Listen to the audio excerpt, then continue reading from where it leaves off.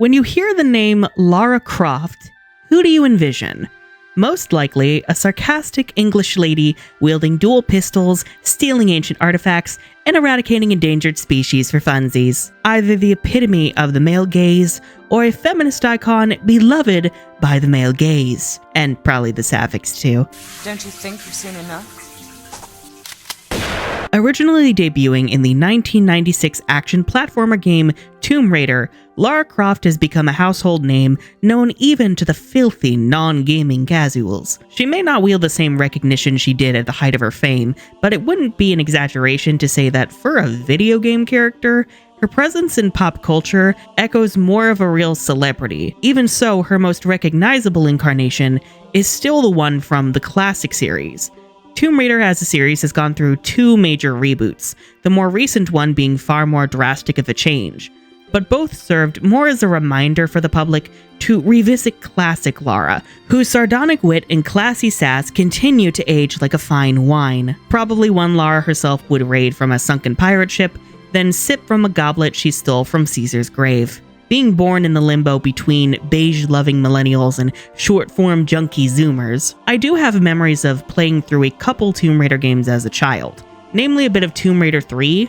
I never finished it to my knowledge, but I do recall being mauled by piranhas and drowning in quicksand. I didn't really get to know Lara properly until the Legend Trilogy, playing it via the collection on PS3, and then having another reintroduction via the 2013 reboot, Tomb Raider, Are We Uncharted Yet? I definitely had an appreciation for Lara's wit and tenacity, and always had a curiosity for the older games that I'd never given a chance, especially the Angel of Darkness. I couldn't help but be taken by the dark, somber tone and horrifying eldritch abominations that I would find in cutscenes of the game on YouTube. Definitely not another thing which fueled my modern day weirdness, definitely not. A lot of times, if a game catches my interest but I don't think it'll be up my alley, I'll do a deep dive on all the cutscenes, let's plays, and video essays I can get my hands on. Learning about it almost as a means of making up for the fact that I'd rather cut my hands off than play it, especially if it makes for good background noise. Have I played a Pokemon game to completion since Red on the Game Boy? Fuck no, but I do have many opinions on region design a la Internet Pit Stop. Plus, I just kind of have an insatiable curiosity when it comes to these things. And for Tomb Raider, that definitely came in the form of Steve of War's retrospective series on each game in the franchise. No relation. You can tell because he has 2 R's and I could only afford the one. If you're a Tomb Raider fan, or even somebody just curious about the games and their history, I highly recommend his content, as it's what convinced me to dive deeper into the series after years of distant observation. Ultimately, what tipped my casual enjoyment of the series over to a stronger, genuine appreciation was playing through the original Tomb Raider on my PS Vita. Mostly because aside from Gravity Rush, that poor bastard had been gathering dust since, it had no games. And if my only excuse to use it after years of shelving it was going back to Lara Croft and Sly Cooper, so fucking be it. And I fell in love with it. The atmosphere, the platforming, the puzzles, all of it was so utterly engrossing. And recently I've been playing through the Legend Trilogy again on my Steam Deck, and also enjoying the recent remasters of the classic series. I have a lot of thoughts, and at this point, I realize that videos are basically just a condensed way to yell about things I enjoy at people en masse, and also get paid for it, yay. So let's fucking go, I guess. Today, we are going to talk about the Tomb Raider franchise. This isn't comprehensive by any means, but I will be doing my best to broadly go over the series' history, explaining how it has changed over the years, and how Lara's character has shifted. And I will be referencing other community members who have made their own content, be it fan works or retrospectives or documentaries, that I think will be great if you want more interest on the specific games in the series and their development. But best believe I will be rambling about my microwavable hot takes. Before we begin, ciao! My name's Thomas, aka the Unicorn of War, and I make videos about whatever the fuck I like. Usually geeky things I enjoy and can't shut up about, such as animation or games. So, if that sounds fun to you, then be sure to subscribe and ring that bell for notifications, because YouTube hates creators. Also, please consider, if you are willing and able, pledging your support for myself and the channel over on Patreon. Patrons get early access videos and video scripts, Patreon exclusive content, and access to the private Union of War Discord server. Now, without further ado, the chaos commence.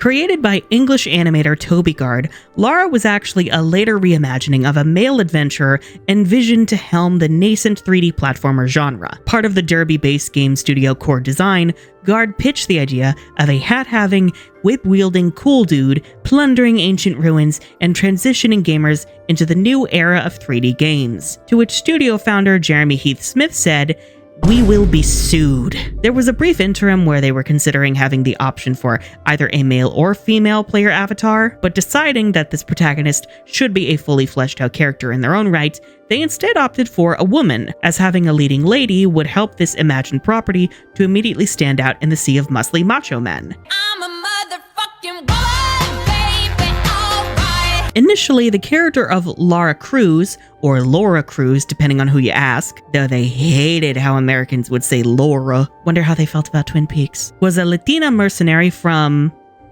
some unknown Latin American country. Oh girl, do not let the Latina girls hear you say that, because that's got the same fighting words ring as saying that all the European girlies are interchangeable. If you told Lara Croft that an English and Frenchman were the same, she'd shoot you point blank, and she would have every right to. However, Core Design decided they wanted a rich aristocratic English lady to head their game, and looking through the phone book, landed on the name Lara Croft. Shout out to the actual person who had that name. I wonder what realizing they took your name was like. Born to Lord Henshingley, okay, and Lady Nameless Croft, Lara grew up in the lavish comforts of British aristocracy. However, she always had a desire to venture beyond those confines, taking up interests in athletics and archaeology. At one point, she'd even accompanied her mentor, renowned archaeologist Werner von Croy, into a Cambodian temple, which totally didn't end badly. Nope, definitely not. My leg!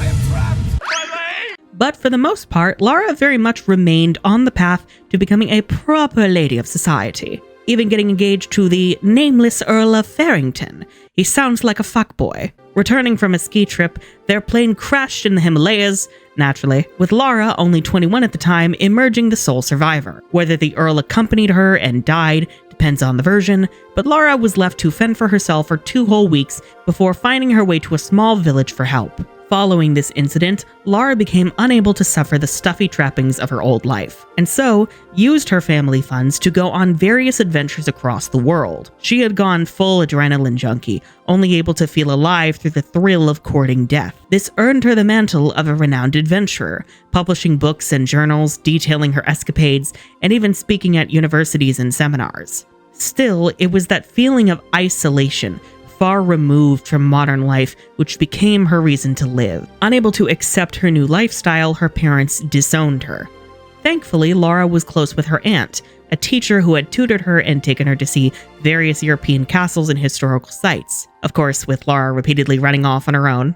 And so her aunt stepped in, passing down Croft Manor to her. By the time we meet her in the first game, Lara has been at the Tomb Raiding game for a long while at this point. If we assume it takes place in the year it came out, 1996, Lara would be 28 years old, having been an adventurer for 7. Now, a lot of this admittedly is not communicated in the classic games, at least from what I've seen and played. Up until each of the reboot eras, Tomb Raider is less about Lara herself and more about her adventures, using Lara as a player avatar with more going on than the average main character, but she doesn't really have a story of her own at the forefront. You wouldn't know any of this backstory unless you went hunting for it. And because of that, coupled with how the publisher Eidos handled Lara as a brand, more on that later, Lara winds up becoming less of a character in pop culture and more of an icon. People love the idea of Lara more than Lara herself, and I find that a shame because her character pitch is so unique. From her youth, she's been finding little ways to exert her freedom, and in the fallout of a horrific traumatic event, built a new life for herself, a career, one that undoubtedly gave her joy and helped her spread her wings, but equally one which isolated her, which fed her need for action and danger, all the while leaving the seething resentments and fears festering beneath. And also one which, yes, has her rebelling against the constraints of a traditional conservative society, but also one that leads her to exploiting the cultures of other lands. I don't know about you, but that sounds like it's ripe for material. And granted, a lot of this comes from fanon readings of her, namely in the fan novelization of The Angel of Darkness by J.R. Millward. We will talk about that project later. a lot, but the insight it gives into Lara's psyche is so fucking good. But that all is classic Lara. A lot of this backstory, as well as her personality, gets radically changed with each reboot, and each time she loses more of what makes her unique. More of her edge, more of her wit, her agency. There are still glimmers of what I love about her present, but it's not quite the Lara Croft I have come to know and love. But for now, let us enjoy classic Lara, beginning with, well, it's not her first adventure. She shot Bigfoot before this one, but our first adventure with her. Don't worry about Bigfoot. Don't worry about him. It's fine. It's perfectly fine. Bigfoot went to the farm. It's fine.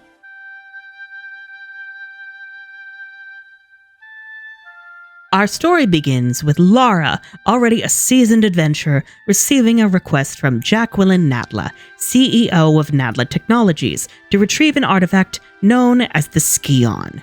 Immediately, you're thrown into lonely icy caves in the mountains of Peru, uncovering forgotten ruins deeper within, along with a lush valley filled with dinosaurs. Rawr. What sound is that? A dinosaur. A what? Dinosaur. It's a what? Dinosaur. Make the sound again. Rawr. Oh, you talking about them things from Jurassic Park?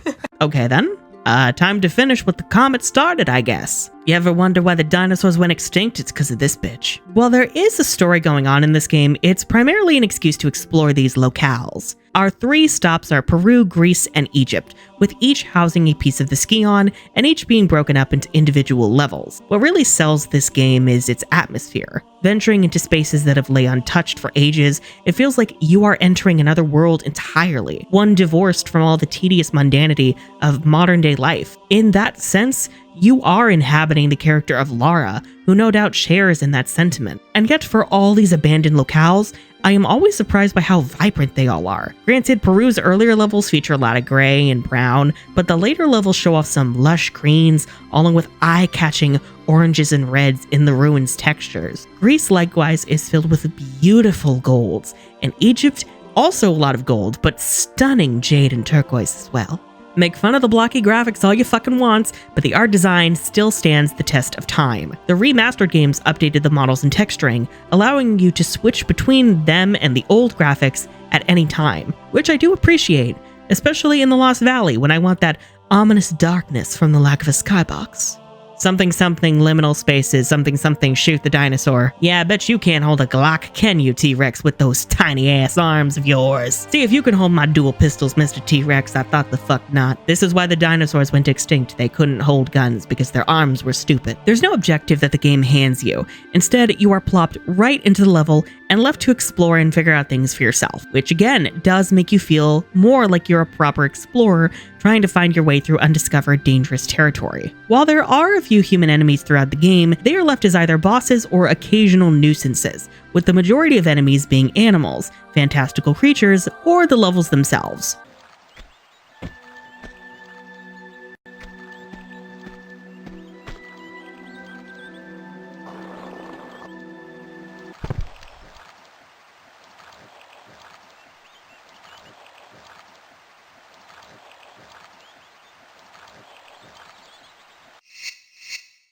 Mostly the levels themselves. Still, Tomb Raider 1 is more focused on platforming and puzzles than combat. You are expected to be motivated by your desire to see what lies below, and the old tank controls will definitely punish you if you're the impatient type. Tank controls, like the name suggests, have you operate your character like a tank. Instead of relying on the camera to decide which direction you're gonna run in, you can only run forward. If you want to turn, you have to hit either left or right and slowly pivot, or hit the roll button to immediately turn around.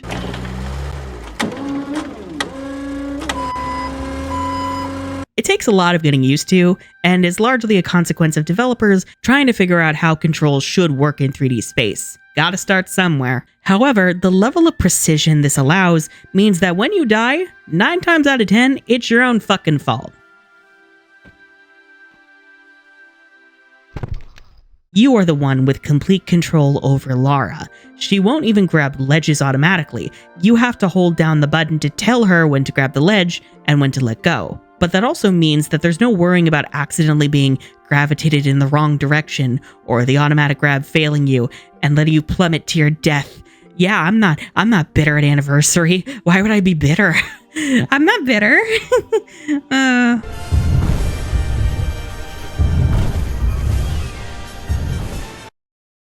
No one appreciates the works of the ancients until you're missing every ledge that Lara should be grabbing onto for some fucking reason.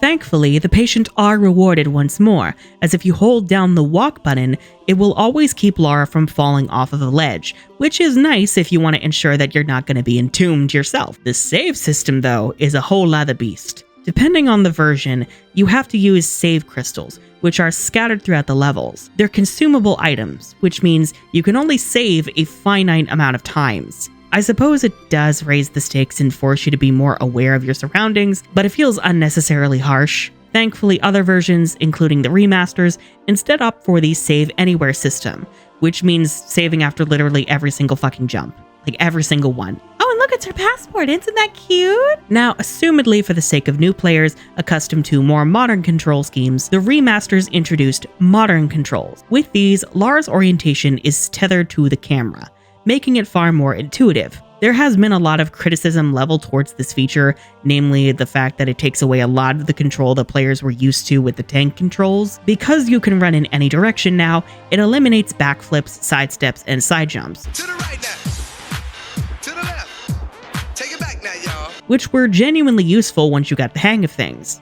These have occasionally given me problems, but the real menace is never knowing if Lara is going to grab the ledge after walking off of a platform, or if she's just going to choose to fall to her fucking death. However, I did finally circumvent this by realizing I could hold the grab button when I run off of the ledge, but you know, the trust issues are still there. If you are angled a bit differently, sometimes you'll still fucking fall to your death, whatever. Admittedly, while I did get accustomed to the tank controls when playing on the Vita, I do genuinely enjoy and kind of even prefer the modern controls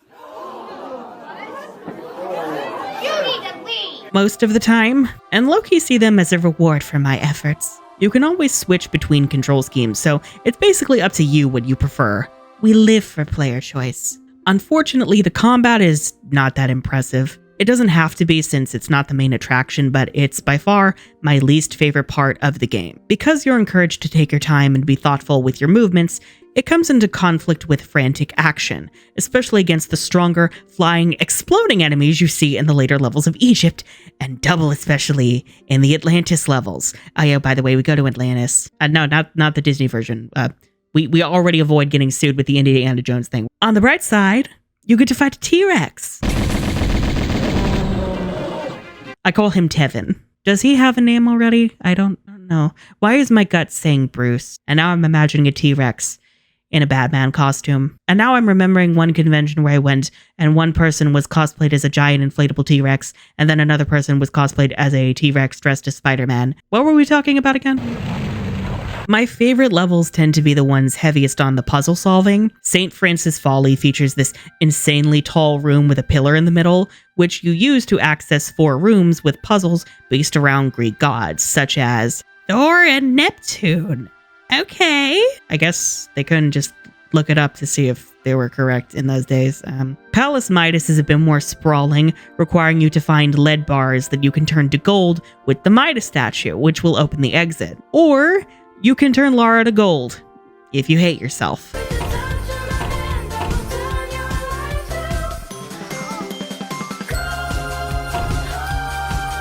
And then the cistern.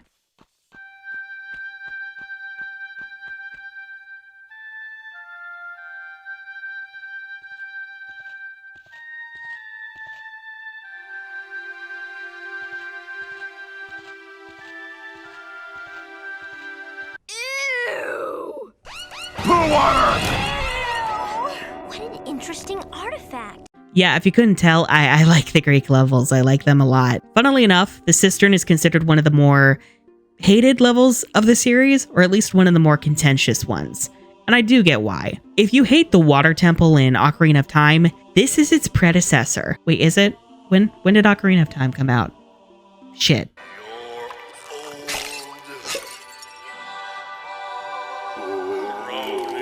Anyway, you have to raise and lower the water levels in what amounts to a giant ancient toilet to find keys. Oh, that's lovely. But I do enjoy this one for all of its platforming and how more than any other level, it forces you to take your time. I don't know, I just find it relaxing to revisit. Anyhow, once you get the third piece of the ski on, you're ambushed by Nadla and her loser goons, one of which is a cowboy.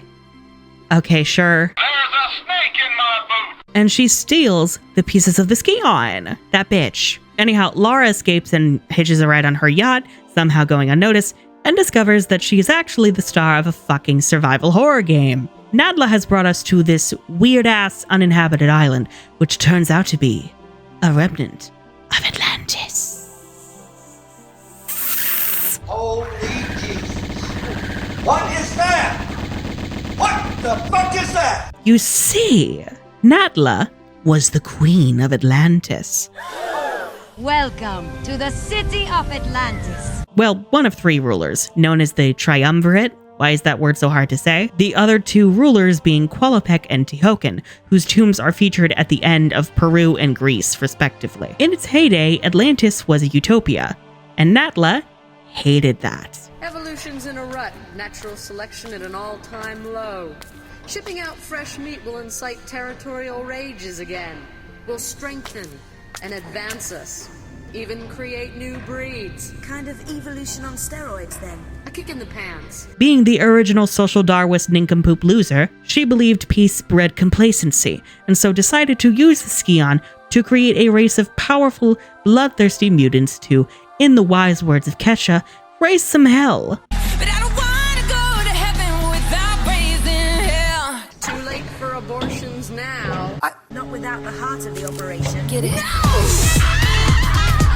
But unlike Kesha, who meant to have fun, Nadla hopes to force the Atlanteans to evolve at a rapid pace. Naturally, Atlantis was destroyed as a result, god fucking damn it, Nadla, and Qualopec and Tehocan locked her crazy ass away in cryostasis. I support women's rights, I support women's wrongs, and most importantly, I support women's failures. Our warriors, empty from our pyramid, so that you can use the pyramid, its powers of creation, for your own mindless destruction. Mindless? Look at you! Neither of you have one squirt of inventive juice in your heads. Wasters. Okay. Whatever that means. You won't rest either, or your damned continent ages. Naturally, she was unintentionally freed thanks to nuclear testing in present-day New Mexico. Way to go, guys. And since then has built a business empire for herself in order to find the scattered pieces of the Scion and finish what she started. I am a woman in STEM. Bunsen burner. On. The Atlantis levels not only take place inside of a volcanic island, but feature entire structures made of bone, muscle, and blood vessels. Oh, that is nasty. And oddly, the low poly graphics really lend to that unsettling, uncanny energy. It is gross as fucking hell, and I'm here for it. Anyhow, we kill Nadla, swipe the Scion, shut down her mutant factory, and then save the day or whatever. It's a simple story, but I do very much enjoy how the game begins quiet and grounded, and ends this apocalyptic fantasy nightmare. I suppose that's the natural result of heading into unexplored territory that no human has seen in thousands of years, and maybe should never see again. And let me tell you, the game did gangbusters. No one at Eidos or Core Design expected this game to do as well as it did, let alone become a global phenomenon. Or should we say, a phenomenon. As of April 2009, Tomb Raider 1 has sold over 7 million units. Granted, I haven't been able to find how much it sold initially, but Tomb Raider was a real unexpected success, which in the long run, ironically sealed Lara's fate. Foreshadowing is a narrative device. When you have a popular IP in your hands, there's only one thing to do under capitalism. Milk it for all it's fucking worth. And so Eidos did what any sensible, responsible publisher would. Demanded Core Design develop and release a new Tomb Raider game every single fucking year. Sure, yeah, it's not like video games in particular are incredibly complex projects that only get more difficult to develop as technology continues to advance and more expensive, in addition to having to weave that into engaging stories every single fucking year without running out of ideas on the conveyor belt of suffering, and all the while just trying to make sure it barely fucking functions as it gets out the door. I'll also, mind you, in the days before we could fucking patch things over the internet. I'm sure this won't end horribly in a ball of fire. Tomb Raider 2 released in 1997 and was more focused on action and combat than its predecessor. Now there are still tombs here and mystical elements, but you've got way more human enemies. In this case, a crime organization led by Italian loser Marco Bartoli, To the sins and fortunes of Marco Bartoli, whose name is very easy to make fun of, and as Italian trash myself, I grant all of you permission to do so. Now these losers are after the mythical dagger of Xian. Xian? Whatever. A Chinese relic that, when stabbed into the wielder's heart, will transform them into a mighty, fearsome dragon. Now, good for Lara. She can add dragons to the list of endangered species she's wiped off the fucking map. So I finished Tomb Raiders 2 and 3, and I have some thoughts. Firstly, I wound up enjoying them way more than I expected to. I was admittedly nervous going in, given they're both infamous for how tough and grueling they're considered. But you know what? Perhaps Hollow Knight has prepared me for such a challenge. And it did. Tomb Raider 2 was, yes, heavy on combat as expected, but it was also far more bearable than I had anticipated. Probably thanks to the modern controls making life a little bit easier for me. I didn't really enjoy the opening Great Wall level, and I fucking hated Venice. But afterwards, I found myself more and more engrossed with each environment. I loved the Opera House, and I adored the Maria Doria sections. Maria Doria? That sounds like a type of Dorito. Is that how you pronounce it? Maria Doria? Maybe? I don't know. But getting to explore this dilapidated cruise ship wreck at the bottom of the sea? Genius. It's probably my favorite section of Tomb Raider 2 for its design and atmosphere. I especially love the original graphics featuring the blue ship contrasting against the orange rust and machinery. Yes. I love it when bitches get color theory. The Tibetan foothills are kind of drab, and I hate driving that goddamn snowmobile.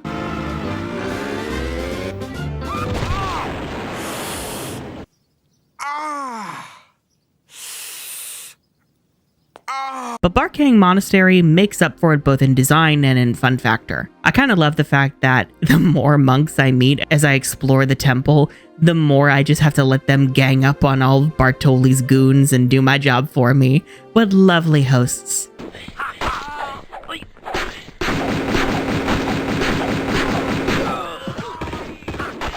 And the Temple of Xian might very well be one of my favorite Tomb Raider levels of all time. Is it a bastard with an overabundance of traps?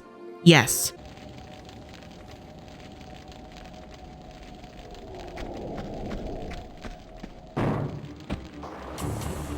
But I love it so much. I'm a glutton for punishment, I don't know. It keeps you on your toes, and good lord, the designs are just fucking gorgeous. And the following levels in this weird floating island otherworld with giant jade structures, I dig it. Tomb Raider 2's story is quite simple, but it's still a nice change of pace from the first game, and I am shocked to see not much has been done with it. Bartoli and his Fiamma Nera group, along with the lore around the Xian dagger and the Maria Dorito, could be so much fun to explore in some kind of remake or illusion. Just so long as it controls better than Anniversary, please God, I beg you. And Tomb Raider 3? Low-key? She's my second favorite now. Oh yeah, the trilogy are my trinity now. Tomb Raider 1, then 3, then 2. Slay. Tomb Raider 3, released against its will in 1998, followed Lara tracking down relics from a meteorite scattered across the globe, allowing you to even choose the order of levels, outside the beginning and the ending ones, of course. From Indian temples to the London Underground, even to the infamous Area 51. She gets to go inside a UFO. Yeah, it was starting to get real fucking wacky up in here. Oh Jesus, are we jumping the shark? Does the shark have dual pistols too? How does it hold them? It has fins. Tomb Raider 3 is basically the first game, but way more sprawling with way more variety. At times, that can be overwhelming and confusing, but it has really grown on me, and it's always fun to revisit. Unironically, I love the London section. I know, y'all hate the bad lighting, y'all hate the aimless wandering in Thames Wharf, y'all hate Aldwych and Lud's Gate, And you know what I say to that? You can pry them from my cold dead hands. The colors in the original graphics are just so vibrant and stunning, and the vibes are immaculate. Lara becoming an urban explorer, meeting an underground cult hiding out in an abandoned subway, their lives ruined by this rich, immortal white woman mimicking the plot of that terrible Catwoman movie. It is everything I never knew I wanted. Let's Gate in particular, aside from that god-awful underwater maze, amuses me in that I accidentally found the shortcut the first time I played, meaning that I just never got those poor underground losers their embalming fluid. Oh well. Sucks to suck. I don't even have a face, man. I must say though, the fact that Lara has been gunning down so many people, including security guards just trying to do their job and actual employees of the US federal government, makes her being wanted for murder and Angel of Darkness just a little bit funnier. A little bit funnier. Like, girl, she's been doing murders for years now. She's shredding through government employees faster than Elon Musk in the Department of Government Explosions. I stole that from a friend. The South Pacific is fun too, aside from Marubu Gorge. Fucking Jesus, that shit can go to hell. I will say part of me is sad that this tropical locale is shockingly dark and drab and kind of gross. It feels very gross. All the quicksand, the dinosaur nests, the abundance of cannibalism. Not bleeding, are you? Not about to use this place as a dunny? No, and no. Good. Good, just don't want any fly-carrying visitors in here. Right, I understand. It feels very treacherous, and while I would like to see a brighter tropical level in another Tomb Raider game, this one does admittedly a good job at feeling imposing. The Nevada levels are probably my least favorite of the game, but I can feel them growing on me. I do get what they were going for with Lara taking on the weird Men in Black feeling Area 51, but I just also don't really like the level design here, especially in the high security compound. For me, this is just where the unbearable darkness and labyrinthine design becomes fucking unforgivable. Also, I really wish Lara got to fight aliens. Maybe that's just me. I mean, at least we got to go in a UFO. What if the dinosaurs in the South Pacific are aliens? It's just so stupid. And now I'm imagining a music video for Down Bad by Taylor Swift, but the aliens are just dinosaurs in UFOs, and they crash their ships because their stupid tiny velociraptor arms can't pilot the thing. How can you be this stupid? Oh, also, love the final Antarctica section. The RX mines are fine, but I adore the lost city of Tinos? Tinos? How do you... Okay. What can I say? I'm a sucker for the weird scorpion mutant designs and the elemental trials. Though I do find it funny that it confirms that this is literally just Tomb Raider 1 all over again. A researcher and/or business tycoon contracts Lara to find parts of an ancient artifact of a lost civilization, only to betray her and unleash a horde of mutants as they try to use said artifacts to reshape the world in their own image. The only difference here being that core design was taking a page out of the Things playbook for Tomb Raider 3. That's not a complaint, by the way. Tomb Raider 3 has enough going for it that I am absolutely on board. It was clear that Core was really putting the final polish on Lara's mechanics in this one. In both games, you also get to visit Lara's home. Croft Manor is its own fully explorable level, with a treasure room in the basement that also becomes an underground pool in the third game, okay? A quad bike track that I think is also a hedge maze, and a freezer to lock your butler Winston in, because he keeps creepily following you around the manor. Alternatively, you can shoot him,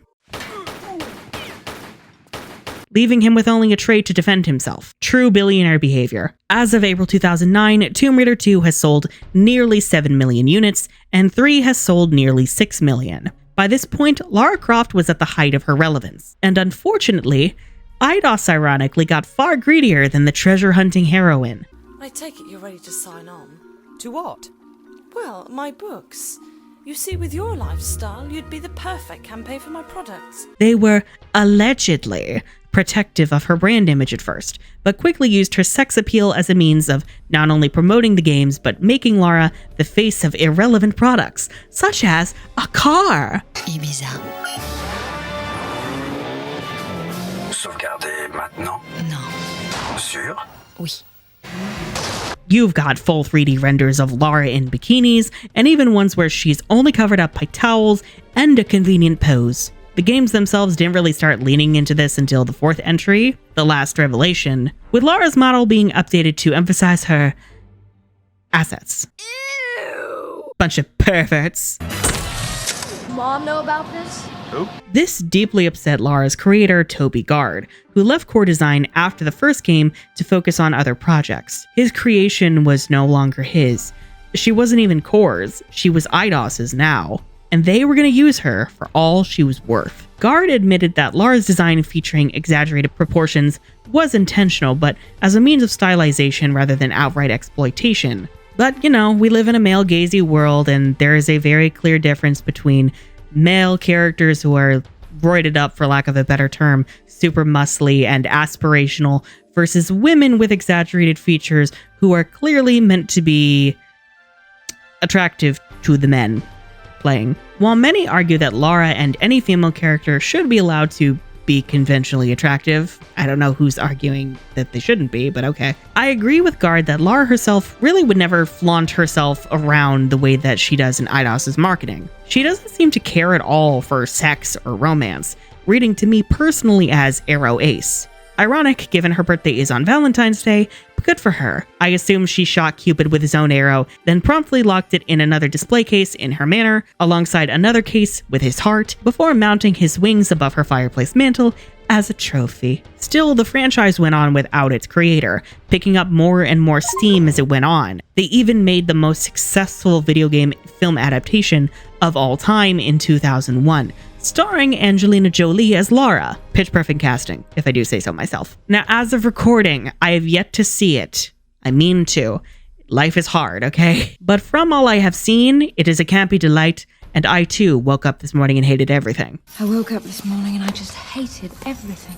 However, it did make some changes to Lara's backstory that would eventually be canonized into each of the reboot trilogies, which I do not appreciate. Yet, for all the success, the developers of Core Design came to know the bane of every creator's existence, utterly loathing the thing which people know you for and gave you your success in the first place. I am more than just this one thing, you guys! For details on development history, including details about the team and engine, I recommend Michael Larch's video on the subject. Suffice to say, the amount of work that had to go into creating each game and doing that year in, year out, never mind any other games Core Design was working on, it is no wonder that the team grew exhausted, sacrificing mental health, friendships, and relationships for the grind. Lara was basically a golden ball and chain dragging their souls to the bottom of Scrooge McDuck's vault.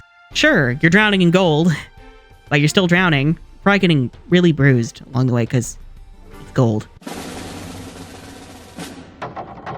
Ah! It's not a liquid! It's a great many pieces of solid matter that form a hard floor-like surface! Ah! Large's video goes into depth not only on the revolutionary tools used to create the games, but also stories of how members of the team were affected by this strenuous schedule. And it is fucking harrowing. Even more so when you realize that nothing's really changed in the game industry since then. If anything, it's kind of just gotten worse. Especially with many gamers themselves weirdly siding with money-hungry corporate publishers and conglomerates and lambasting developers for a list of mind-numbingly stupid non-issues that we're not even gonna fucking humor. How many times have games featured greedy corporations as villains? Like, the writing's on the wall, guys. This all culminated in the fourth game, The Last Revelation, which would ironically not be the last revelation. Released in 1999, this one is a lot more story-heavy than the previous games. Remember that mentor I mentioned earlier, Werner von Croy? Yeah, he's back now, and also possessed by the Egyptian god of chaos, Set. Doesn't that suck? And Lara nearly ends the world in a fiery apocalypse by stealing the amulet of Horus. Way to go, girl. Way to go. It was quite ambitious for its time. However, I'm really not enjoying The Last Revelation or Chronicles, and I'm not certain I'll finish them. I was under the impression that Last Revelation would provide a bit more freedom, but the interconnected levels just feel more confusing and haphazardly sewn together rather than enthralling. This is like obtuse to an insane degree, even more so than Tomb Raider 3. Which I am shocked they pulled this off. But then again, considering the exhaustion and fatigue of Core Design, they probably were just hoping that the game would be so miserable that all the fans would collectively give up and demand the series end, so that they wouldn't have to make it anymore. And fun fact, this game's engine, the Tomb Raider level editor, was released to the public alongside the fifth entry, and since then has been used by fans and even modified to create entire new games of their own.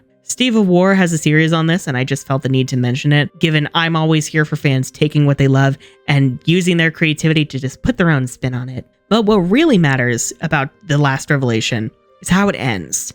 You see, because Core wanted to be free of Tomb Raider, and Lara Croft is Tomb Raider, Core Design got an idea. An awful idea. Core Design got a wonderful, awful idea. Kill Lara Croft.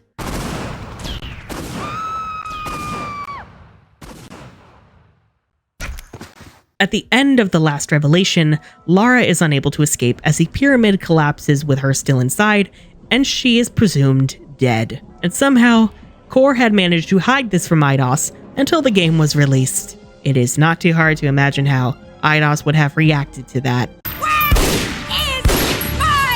Lara. Unfortunately, greed is an unstoppable, horrible monster, and Core was still expected to release a 5th Tomb Raider game the next year. As usual, death be damned. I imagine Eidos was looking to bury them under the pyramid with Lara if they did not comply. And so, Tomb Raider Chronicles follows 4 unrelated stories of Lara's past adventures, told by a bunch of sad old men who knew her because apparently the bitch had no friends. Not the pitch for the 5th entry of your most iconic series being the plot of a goddamn direct-to-video Disney sequel. This one did not sell nearly as well. The series had already seen a gradual fall-off in sales, with Last Revelation having only sold 4.7 million copies as of April 2009. I know that sounds like a lot, but in the eyes of these greedy publishers, that's a diminishing return. Chronicles only managed to sell barely over 1 million.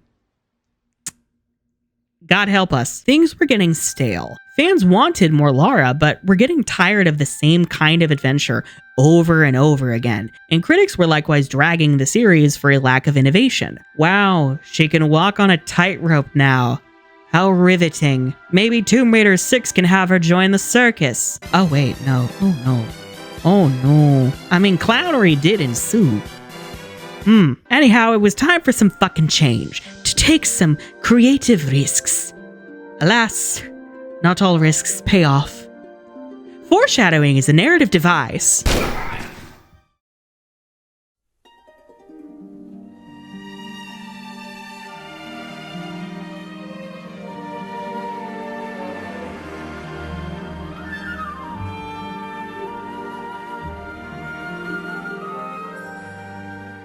While one team at Core worked on Chronicles, another was working on a project that would transition the series over to the next generation console of the day, the PlayStation 2.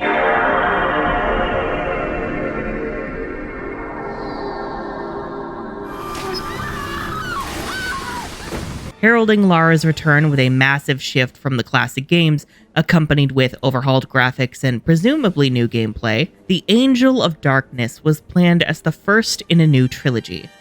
Sadly, the other 2 entries would never see the light of day. From the get-go, Angel of Darkness development was fraught with issues. The already exhausted, jaded team at Core not only had to divide their team for the sake of also working on Chronicles, and still struggled with impossible deadlines as Eidos breathed down their necks, but also had to deal with the added challenge of learning to develop for the PS2.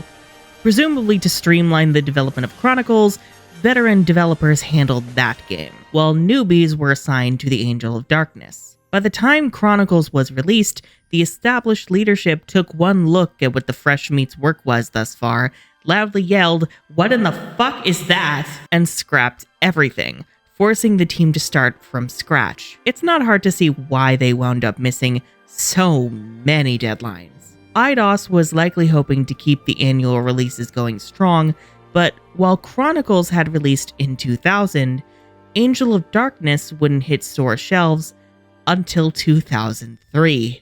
Raidercast, a Tomb Raider fan podcast, has conducted interviews with members of Core Design along with the game's writer, Murdy Schofield, and I highly recommend them for the insights they provide into the absolute torment and chaos that was Angel of Darkness development. To paint you a picture, everyone had grand ambitions for the game, but unfortunately, bringing that vision to fruition proved difficult when everybody was running around like headless chickens with no clue what the fuck was happening. Set 2 years after The Last Revelation, Lara Croft is still alive, but since her last escapade, has become a recluse. Having been freed from Set's control, Werner invites her to Paris, which is currently in a panic due to an active serial killer known as the Monstrum, who steals the organs of their victims, leaving behind occult symbols in their blood. Once they meet up, Werner requests Lara's help in retrieving an artifact for a client by the name of Eckhart. Lara, pissed off, chews out Werner, blaming him for her falling into the pyramid.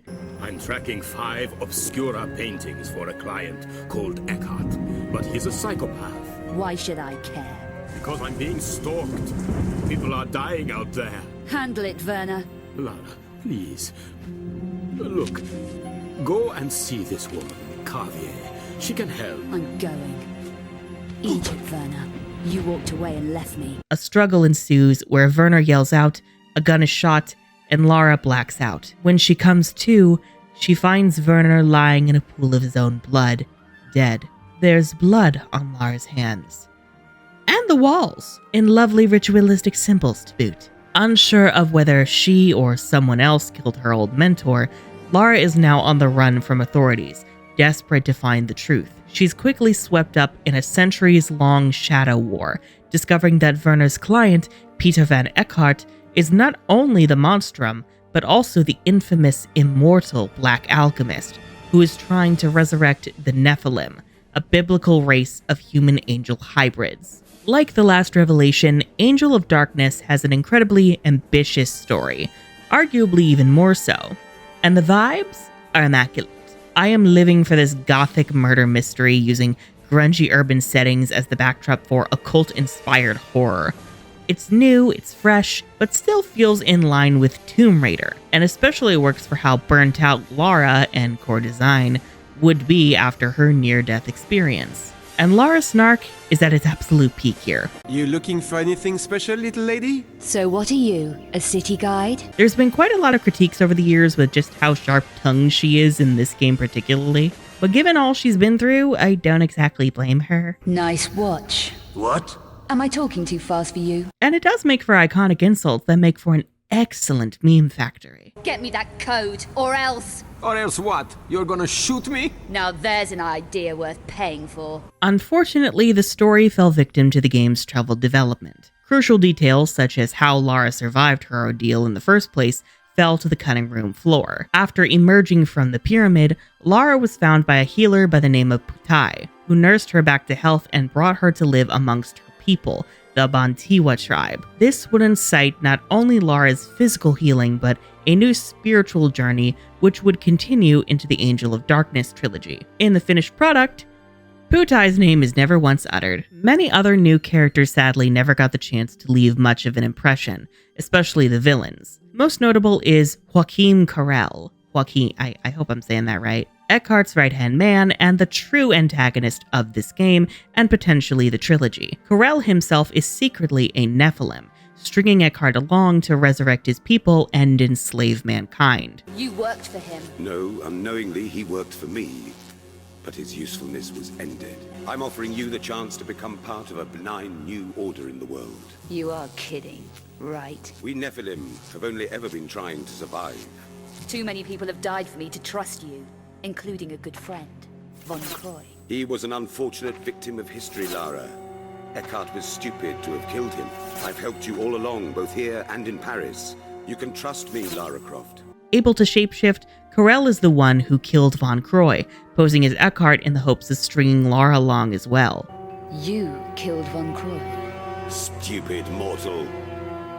So be it. Many of these nuances, however, are barely present in the actual game or go unsung. The game only takes place in 2 locales, Paris and Prague. Paris was originally going to be a sort of free-form hub that you could explore at your own pace, but inevitably changed into the same old approach of linear levels. The Hall of Seasons ruin is genuinely gorgeous though. We were also meant to visit Eckhart's castle in Germany, as well as the city of Cappadocia in Turkey, where the Nephilim that Eckhart is hoping to revive, the Sleeper, was originally found, but both were cut for time. The story has enough going for it that it's still plenty enjoyable. What really killed Angel of Darkness on arrival was the botched gameplay.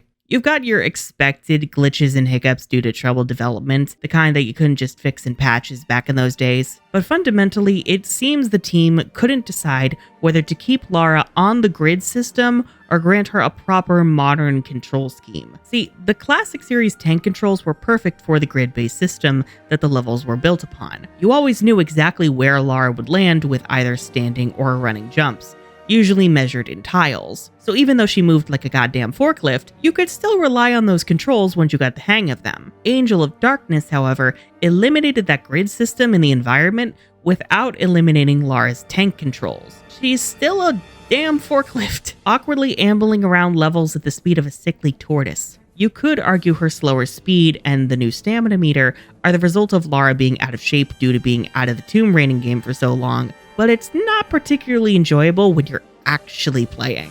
The modern controls in Remastered do alleviate some of this, but movement and platforming still feel far clunkier compared to the previous game. And God help you when the camera decides to do a sudden loop and send you backwards, or God forbid, you get the dreaded fixed camera, which completely destroys your orientation.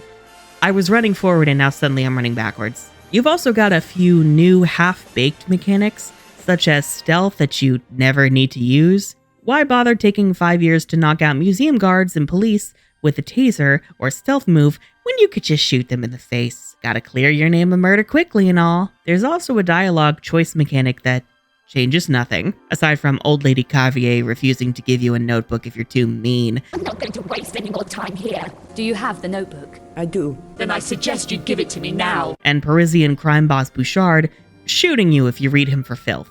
You better watch your mouth, lady. I'll watch nothing. I'm sick of your Parisian lowlife ways. I need results. Careful, Vixen. You don't need things to get any worse. And how will that happen? You'll set these pussycats on me, right? Wrong. I'll take care of this myself. Welcome to Paris.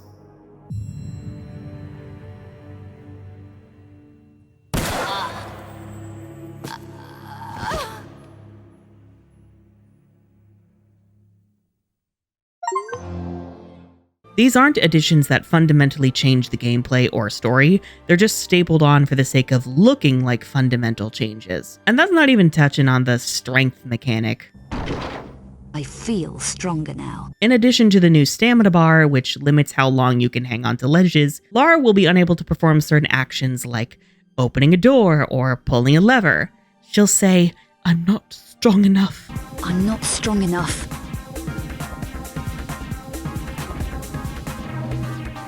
I feel stronger now. The game will require you to go do some other random task, which it won't inform you of. You will only know by her saying, "I feel stronger now." This ledge looks too far. I don't think I'll make it yet. 12 seconds later.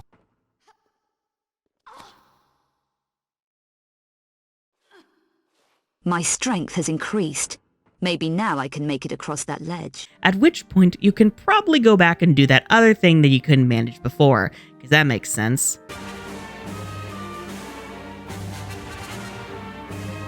My foot speed has increased. I opened a cabinet, now I can run like the Flash. I wonder if that's Sonic the Hedgehog's workout routine, just opening and closing cabinets. It isn't the kind of level progression in other games where you're getting better at playing or you're being rewarded for your efforts, but a random way to block your progress if you don't do things the way the game wants you to. And to make matters worse, Lara has a pseudo-love interest now. Sure, why not?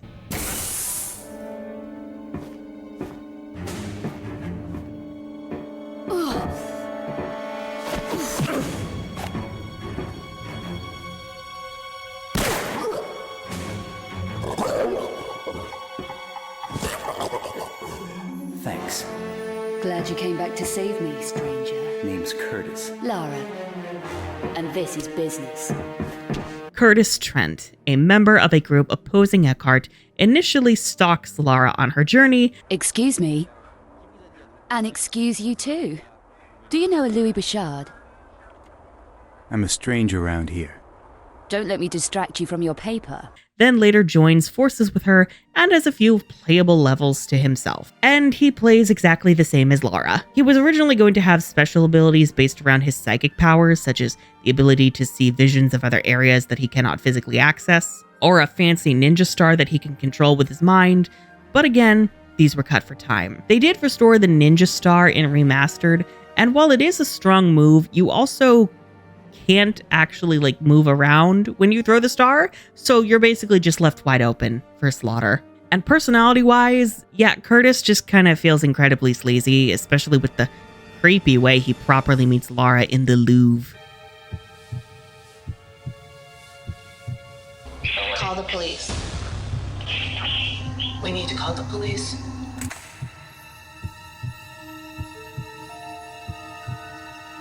You are okay? No, we have to call the police. There's this feeling where the game thinks he's this hot, edgy bad boy who's perfect for our broody leading lady, but he's not. He's giving that he smells like weed and he should be on a registry of some kind. When Angel of Darkness finally dropped, it managed to sell over 2 million copies, but that fell far below IDOS expectations. And to make matters worse, audience and critical reception were bad. Abysmally bad. Tomb Raider had already begun decaying in the public eye, and this was the death knell. So much so that when the second Angelina Jolie movie, The Cradle of Life, bombed in 2003, production company Paramount blamed its failure on Angel of Darkness, souring the brand name. Though from what I'm aware of in regards to fan consensus, The Cradle of Life was its own disaster. On the bright side, the soundtrack slays. I have really enjoyed the music of the classic series, but it's usually been quite understated, more ambient, more focused on creating an immersive atmosphere, with you often left in silence. Angel of Darkness, meanwhile, has a gorgeously melancholic score that even incorporated the London Symphony Orchestra.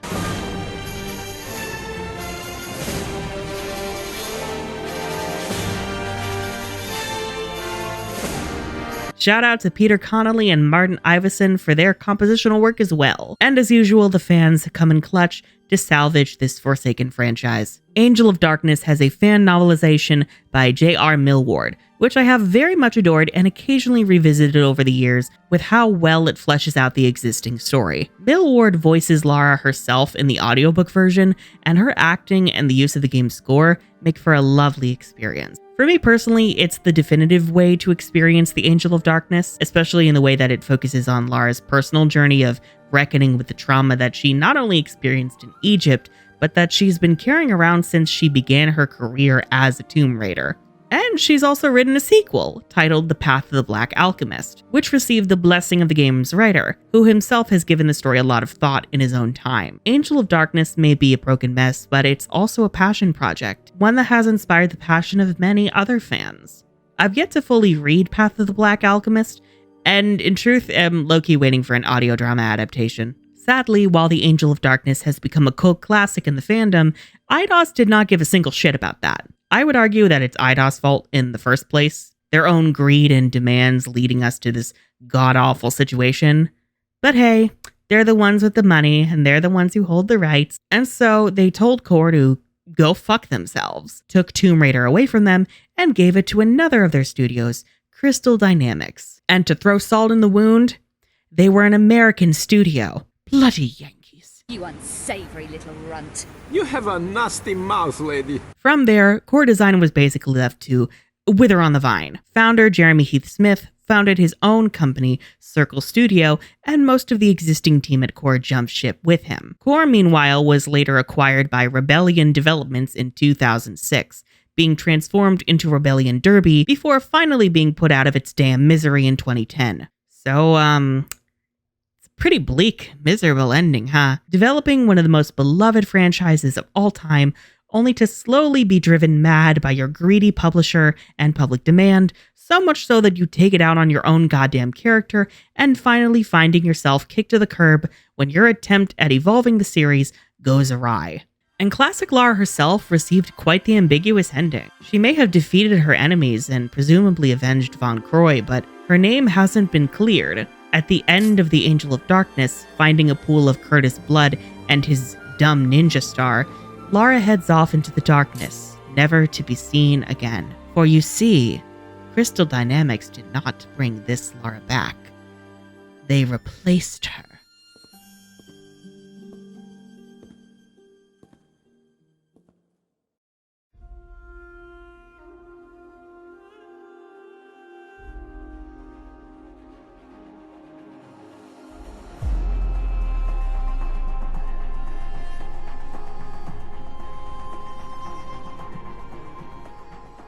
Bringing Lara Croft back from the dead already happened once. Resurrecting her from the ashes once more would be no easy task. Crystal Dynamics got right to work, setting out to modernize the franchise and reassert Lara Croft as a cultural icon. To this end, Toby Gard was brought back on board for consultation, assisting with the story as well as redesigning Lara. Released in 2006 for every fucking console under the sun, Tomb Raider Legend is a soft reboot. What are you doing in Bolivia?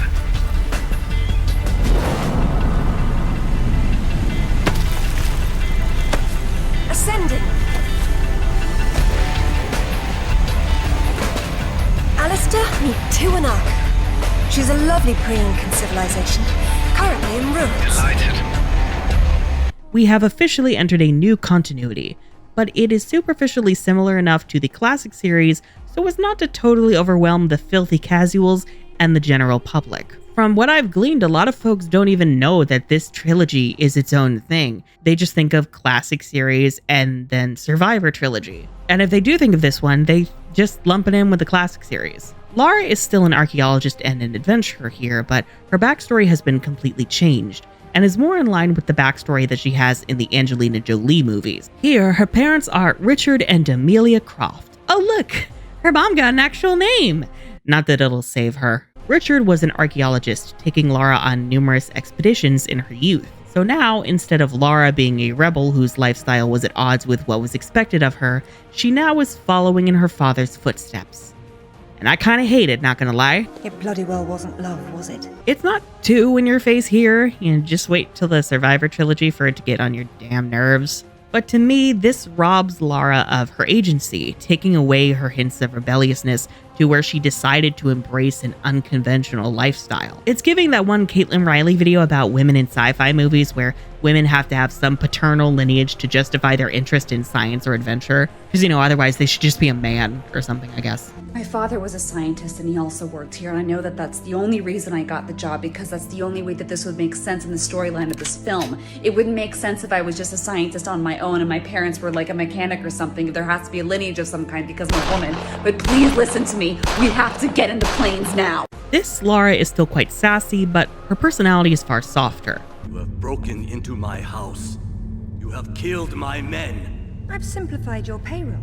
And now, if you don't mind, I'll streamline your inventory. She's way more amicable, less of a lone wolf, having actual friends all across the globe. If there's any trouble, call Zip and he'll patch you through.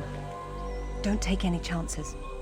I'm not losing any more of my friends. And even in her ear. What a lovely evening to be outside.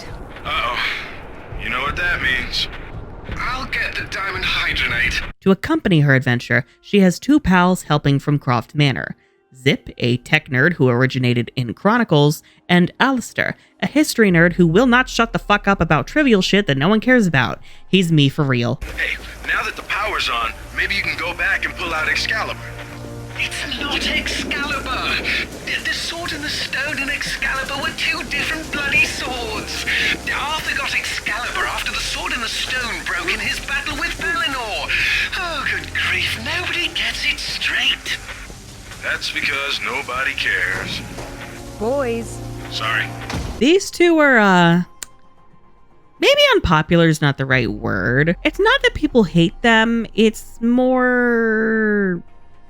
Well, yeah, people hate them. Or at least when they won't shut up. Be careful, Lara. Please, Alistair.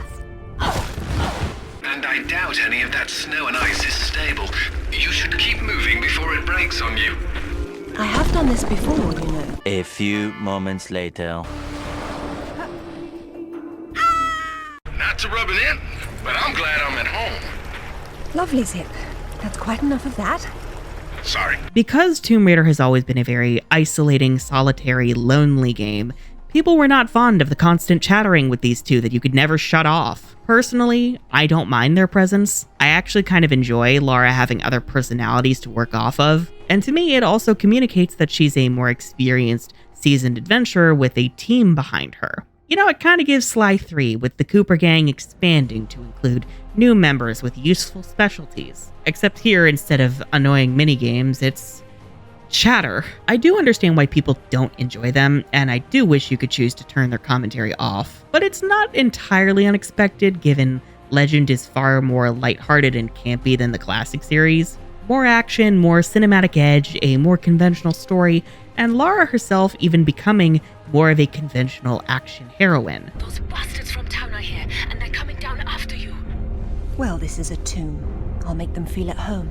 There's no difference between stupid and charming with you, is there? You think he's in there? I doubt it. Not when he could be at home with his feet up. All of the rough edges have been sanded off to make Legend as mainstream friendly as possible. And as its own beast, I admittedly enjoy it quite a bit. It's a fun time, even if it sorely lacks the atmosphere and broodiness of the classic series. It's just that new damn Lara backstory I can't fucking forgive. Thankfully, Lara herself is still a lovable character, and that is definitely helped by Keeley Hawes' performance. Ms. Croft, are you deaf? I don't know. Let's see. Try begging for your life like you did the last time we spoke. Out of all the voice actresses, I would have to say she's my second favorite Lara, delivering the perfect amount of both class and wit. And personally, I adore how much of a mythology nerd this Lara is. Remind you of something? The King Arthur myth, yes. The similarities are striking. King Arthur? A little help here? It's the same story.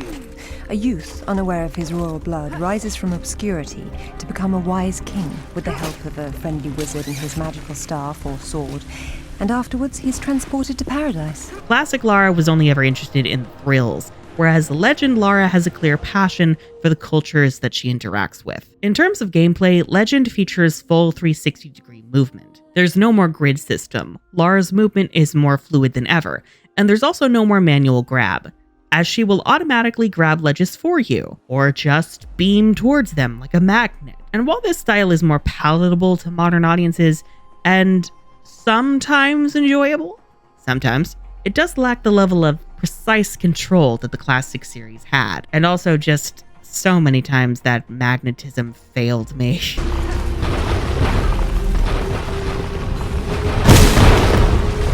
Level design has also been streamlined. Gone are complex levels with multiple branching rooms and paths, leaving you to figure out your next step yourself. Legend will practically scream your goals at you, with only one way to go: forward. And with most of the puzzles being physics-based. Again, I don't particularly mind that, but I can see why it feels like a betrayal to the series' original essence. Oh, but I can't fucking forgive the quick time events.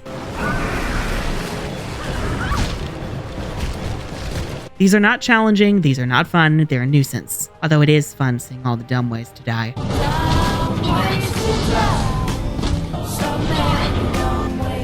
Now, Lara. Anyhow, on to the story. Because we have an actual story this time. Well, we've had stories before, but Legend is really where they're like, no, we are here for plot. Instead of surviving a plane crash in the Himalayas at 21 with her faceless fiancé, Lara instead survived one at 9 with her mother. Yay! Having stumbled into an ancient ruin in Nepal, Lara came across a dais with a sword in the stone. Accidentally activating it, Amelia wound up pulling the sword out in fear, disappearing in a flash of green light. Lara then shambled her way to a nearby village, somehow not fucking dying in the treacherous icy terrain, and politely ringing up her father asking her to pick her up, provided it wasn't too inconvenient. When she was 18, Lara's father died under mysterious circumstances. But for the most part, Lara went on to become a well-adjusted Tomb Raider. Actually, is it possible to be well-adjusted when that's your job? Anyhow, we catch up with Lara in the present as she visits a ruin in Bolivia, currently being plundered by mercenaries, led by Nepo baby fuckboy James Rutland. Is this what led you here? Where did you find that? It doesn't matter. What's important is what it does. Do you know? What I know is my business. So you don't then, and that means you don't have a piece. There is a dais here identical to the one that took Lara's mother away, and Rutland mentions an old friend of Lara's assumed to be dead by the name of Amanda. Amanda said you were sloppy. You should have paid more attention in Paraíso. Amanda? Amanda's dead. What the hell do you know about Paraíso? From here, Lara's quest is to figure out what really happened to Amanda, and how it's connected to these identical ruins and swords all across the world. And it's fine. I mean, I do enjoy getting tidbits about various myths from different cultures and seeing how the story ties them together through fictional ancient civilizations. It's nothing groundbreaking, but it works well enough for a lighthearted, campy, globe-trotting adventure. There wasn't just one Excalibur or one Merlin. We keep seeing swords and daises all over the world because they were everywhere. So, you're saying that everywhere they went, they raised up kings, shaping the course of human destiny? Well, it's a possibility. Who? And what happened to them and their swords? Perhaps they're in Avalon. It's as good a place as any. Except our Merlin was killed and our Excalibur was left in pieces in the hands of the locals. So where's Avalon? I don't know. On the other side of the looking glass, perhaps? And the mystery of what happened to Lara's mother is probably enough for most casual audiences to keep them hooked. I personally couldn't give less of a fuck, but, you know, you do you. Personally, my main issue with the story is Amanda. Amanda? Damn it, Lara, I'm busy. The real main antagonist of this game and an overarching antagonist of this trilogy. She was a fellow researcher and friend of Lara who presumably died while they were exploring a site in Paraíso, with pretty much everyone being mauled to death by this shadow demon. A demon the fandom collectively has named Fluffy. Kent!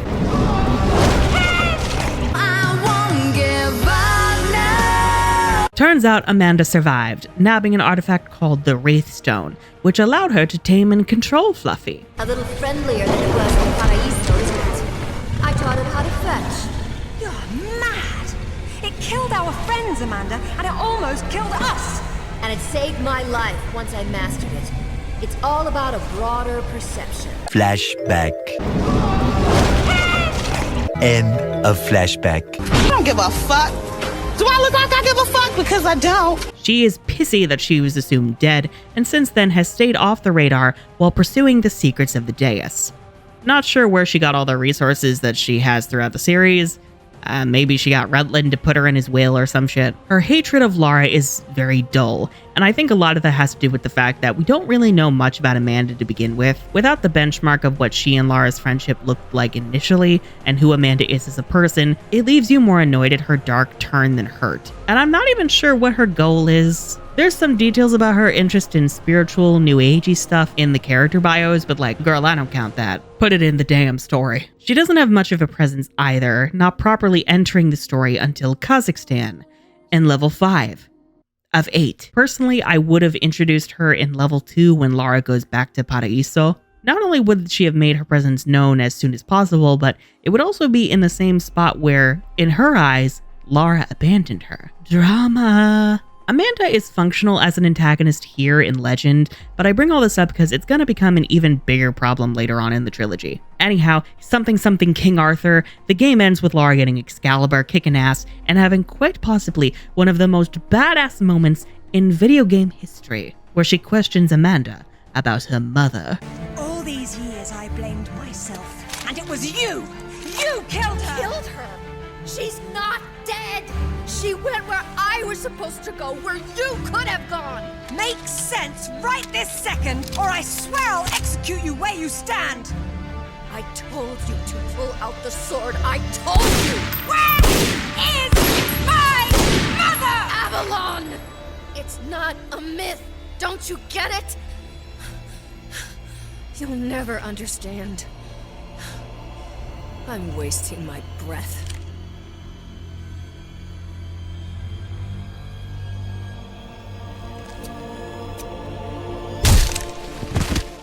From this moment, your every breath is a gift from me.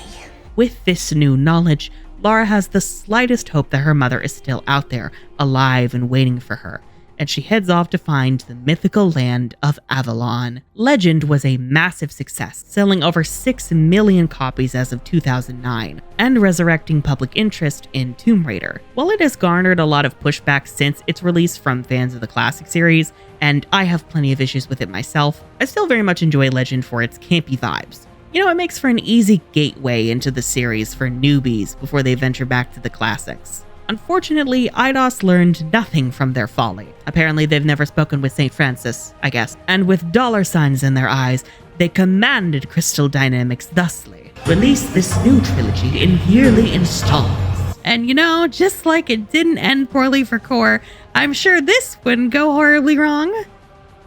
Oh god. So instead of continuing on from Legend, the middle of this new trilogy, Tomb Raider Anniversary, is a remake or reimagining of Tomb Raider 1, rewritten to fit into the new canon. Ironically, Core Design was hoping to remake the first game themselves after Angel of Darkness, but IDOS swiped Lara from them before they could manage it, and Crystal Dynamics was all, "Ooh, that's a cool idea, mind if we give it a go?" Cue the sad cries of Core Design as they wail unheard into the night. While Anniversary, released in 2007, uses the same engine and mechanics of Legend, it is admittedly less campy in tone, more ambience in each level, and no quippy commentary from Zip and Alistair. In terms of vibes, it is still very much in line with Tomb Raider 1, but vibes only go so far. While I do appreciate the more intuitive controls, they are nowhere near as precise as those of the original.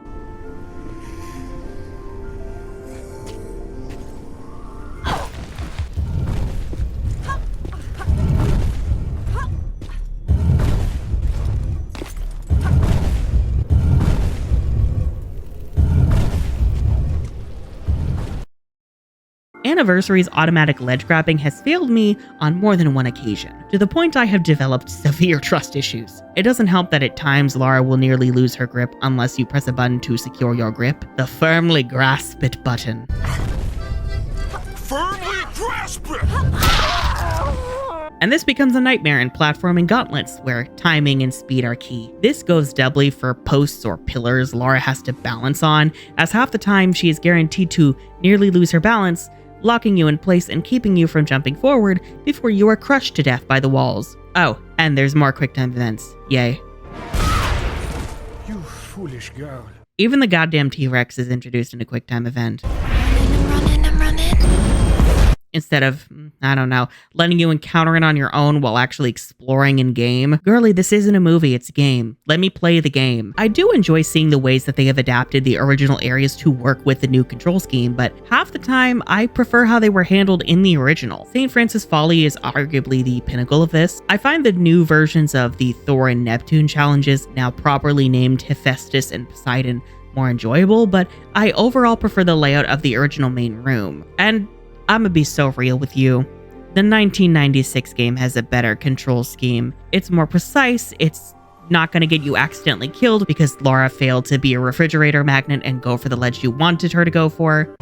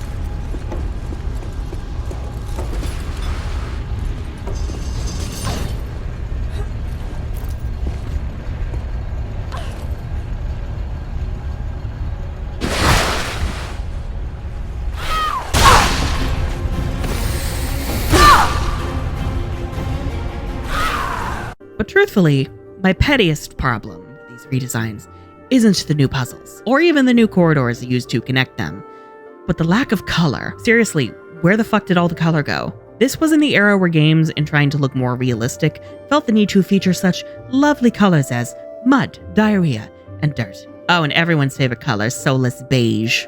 Occasionally grayish. The bright reds and oranges of the Tomb of Qualopec are now just dull grays and browns. The alluring golds of the Greek levels are all dusty beige, and Egypt was frickin' massacred. The golden walls and statues, the turquoise walls, the jade floors, beige and gray. Who put millennial mothers in charge of the art direction? Even the Atlantis levels are so much worse looking. The Atlantean creatures to themselves are still muscular freaks of nature, but the architecture isn't. It doesn't look like the structures themselves were organically grown by the Scion, but like the temple is just regular volcanic rock. You know what it's giving? It's giving Lisa Feveral's video on why does everything look like lime lips. It's that thing where it's like, we try to go for realistic, which means we don't put actual thought into our art direction. We just go, well, reality is pretty ugly, so let's make it ugly. Do you people know what art is? Lara herself is fine. We are again fixating on the daddy issues. This is a game you've played before, with your father. With Natla having recruited Richard to find her the Scion originally. Yet whatever, I don't care. More interesting is Lara's arc of realizing the violence that she's capable of to achieve her goals. Now I know how bad you want this, but I can't let you pass. And we both know you're not gonna kill me for it.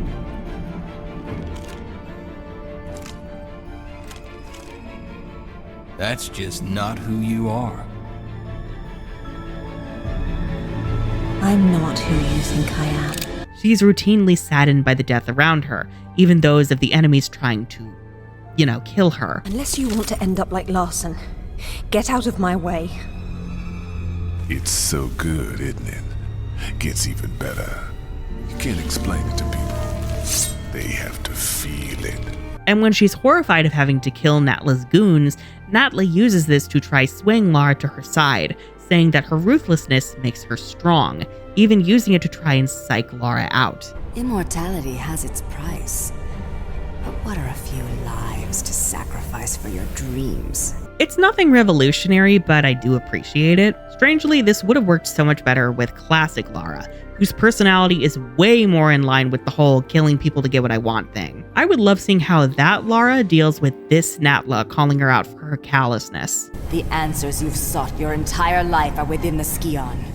Everything you've done has led you to this place. You're here because you belong. No!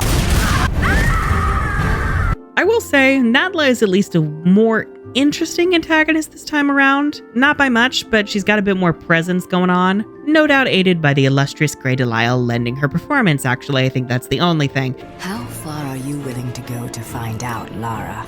Natla's goal here is less about an evolutionary jumpstart and more rah, 7th age, rah, cryptic bullshit. Hey Lara, remember your daddy issues? But I do enjoy her chewing the scenery. You've reached the top, Lara. There's nowhere left to go but down. I would kill to put this version of Natla in a room with classic Lara. So Anniversary is a bit of a mixed bag. It's not bad by any means, and in terms of remakes, I do appreciate the creative liberties that they were willing to take to modernize the gameplay and design, for the most part.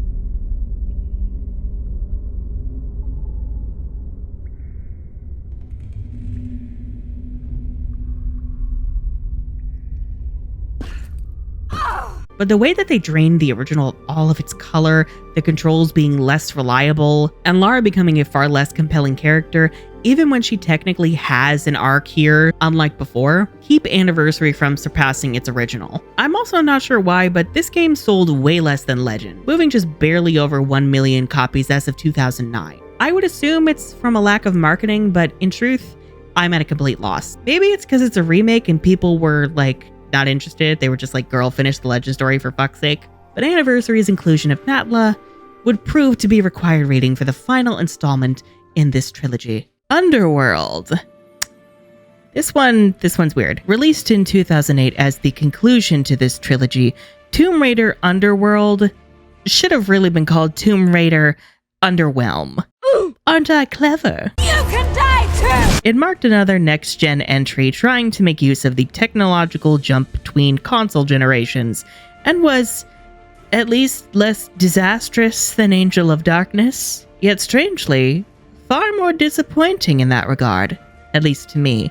Much like Angel of Darkness, Underworld's development suffered not only from the whole one game a year thing, but also having Crystal Dynamics trying to work on both this and Anniversary at the same time with two separate teams. Underworld features quite a few bugs, but nothing too game-breaking from what I've seen. Bruh. Unless you're like a speedrunner, in which case, more power to you. Most of the jankiness lies in Lara's new animations. Recruiting Olympic gymnast Heidi Moneymaker, as well as stuntwoman Helena Barrett, I hope I'm saying that right. The team used motion capture to try and create more realistic animations for Lara, and they kinda fall face first into the uncanny valley. Human movement is so precise and particular that the more realistic you try to aim for while recreating it, the more wrong it's gonna look, because those minute details are vital. Lara's movements have gone from impressive and smooth to very jittery and jerky. Her flips don't carry her as far, her jumps don't go as high, and her movements ironically lack the weight that they did in Legend and Anniversary.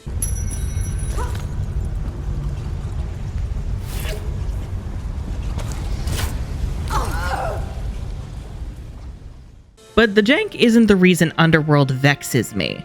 In fact, there's a lot that I like about this game, and has ironically made it the entry in this trilogy that I have found myself revisiting the most often. See, Underworld's ambition lies in its graphics, its level design, and its atmosphere. Of this trilogy, Underworld is the most similar to the classic series, particularly Tomb Raider 1. From the depths of the Mediterranean Sea, to the gorgeous jungles of coastal Thailand, to the rain-swept, shadowy rainforests of southern Mexico. You are left to explore these massive stages with no one but yourself. Zip and Alistair only check in during cutscenes at the beginning and end of levels, with Lara just talking to herself, taking video diaries as she comments on her observations. The characters are Vedic Sanskrit. They're severely weathered. Bhagavati of the 7th. It must be referring to the capital of Patala, the lowest infernal world in Hindu tradition. It's a netherworld populated by snake people, although the enlightened one, Narada, spoke rather fondly of it. Granted, it is still quite linear, far more so than Tomb Raider 1, 2, and 3, but it's at least a nice middle ground between the hand-holding of Legend and the obtuse level design and puzzles of the classic series. And like the name suggests, its tone is incredibly broody. Not nearly to the same level as Angel of Darkness, sadly, but still enough to make my inner emo sing with glee. But for all of that, Underworld is incredibly short, with only, well, technically 7 levels, but it's really 5, given how short the visit to the crypt beneath Croft Manor is, and how much of a nothing level the return to Amanda's ship is.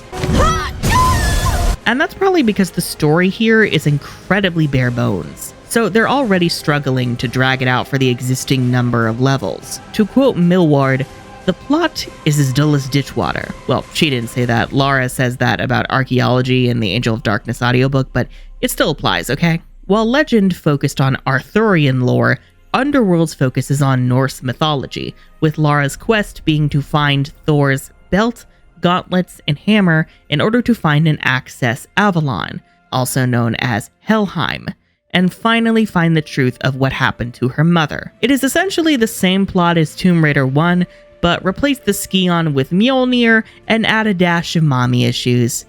Oh, and that is made way more apt by Natla's return.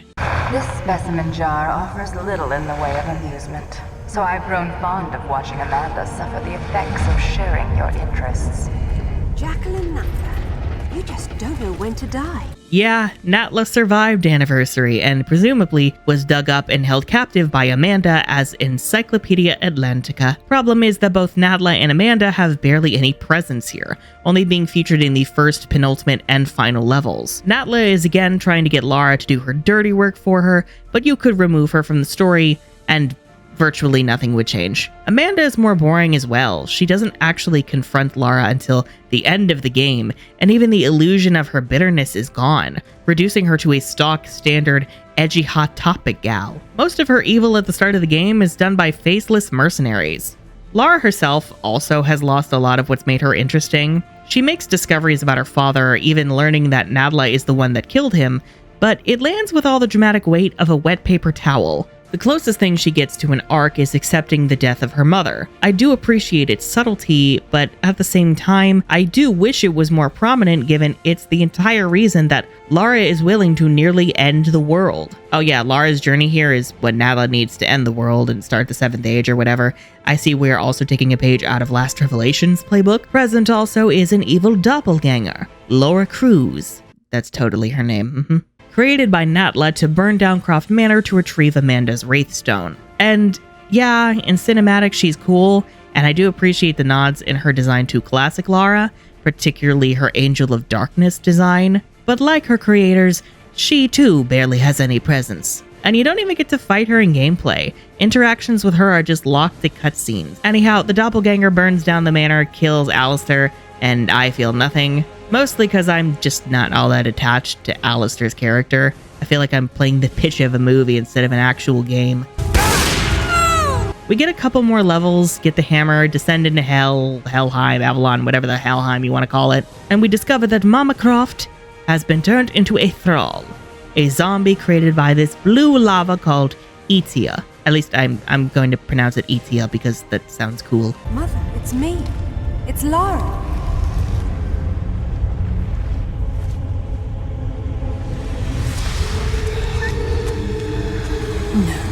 No. I do adore this moment, contrived as it may be, because the iconography is simply too delicious to despise. Still, it doesn't make me care about all this very much. Especially given Lara quickly goes from shock to acceptance before having to save the world. My mother is dead. My mother died a long time ago. You're not my mother.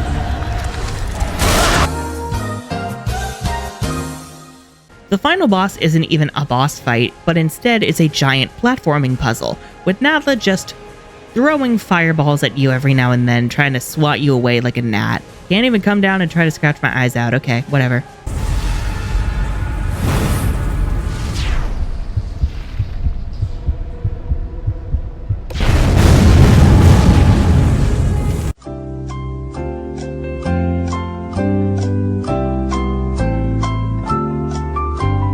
So she's trying to end the world with this giant device or whatever. Jormungandr is the network of tectonic ridges that encircles the Earth on the ocean floor.